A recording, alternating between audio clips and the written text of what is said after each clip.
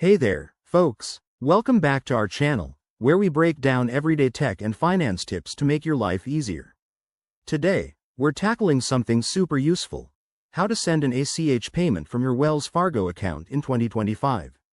If you're new here, hit that subscribe button and turn on notifications so you never miss a video. First off, what's an ACH payment? It's a secure electronic transfer of funds between banks, perfect for paying bills, sending money to friends, or handling business transactions.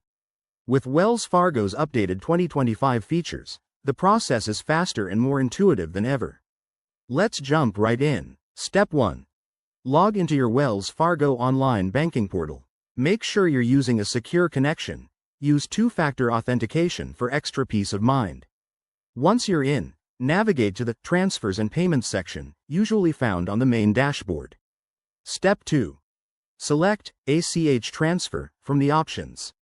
If it's your first time, you'll need to add a new payee. Enter their bank details like the routing number and account number carefully to avoid any errors. Next, Step 3. Fill in the payment amount and add any necessary notes or memos. Wells Fargo now has a handy feature in 2025 that lets you schedule payments for future dates, which is great for budgeting. Before you hit send, double-check everything. Step 4. Review the details for accuracy, including the recipient's info and the amount.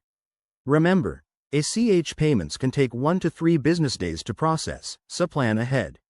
Also, keep an eye out for any transaction fees. Wells Fargo might charge a small amount depending on your account type. Once you're confident, confirm the payment, and you're done. You'll get a confirmation email from Wells Fargo, and you can track the status in your account history. There you have it. That's how to send an ACH payment from Wells Fargo in 2025. It's straightforward, secure, and a game changer for managing your finances. If you found this helpful, give it a thumbs up and drop a comment below if you have any questions.